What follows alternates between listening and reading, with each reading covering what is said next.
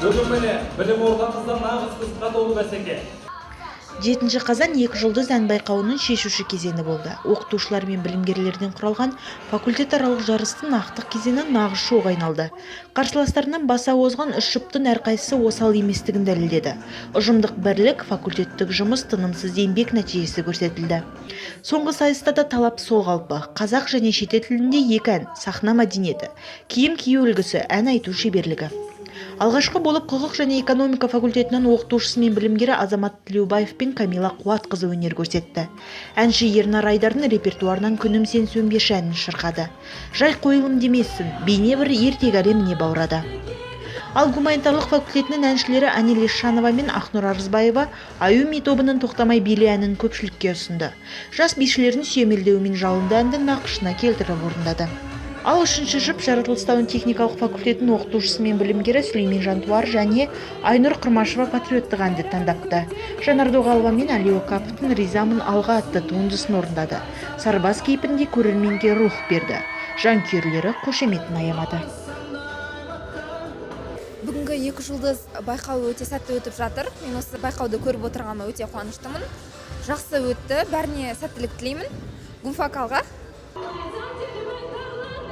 Әдеттегідей адал бағасын беретін әділ қазылар алқасы төрелік етті. Кезекті байқау қазылар алқасының төрағасы Сүйінбай атындағы Алматы облыстық филармониясының директоры Данияр Құрамызов. Сонымен қатар әнші, журналист те бар. Қатысушылардың өнерін сан қырынан бағалап, қойылған талап ережелердің орындалуын ескеріп отырды. Көпшіліктің көңілінен шығатын әділ нәтиже беруді көздеді. Ең біріншіден осы Жетісу мемлекеттік университетінің ректоры Қуат Маратұлына үлкен рахметімізді алғысымызды білдіреміз. Енді бүгін біз екінші байқаудың екінші күніне келіп отырмыз. Енді бізді шақырудың мақсаты да сол әділдікті жүргізіп, жастардың өнерпаз жастардың қошаметіне иеленіп, және де осы бүгінгі өткен шараның байқаудың қорытындысын дұрыс шығарып берсе деп. Енді мен ойлаймын, көңілімізден шықты деп. Өте жақсы дайындықтар болыпты.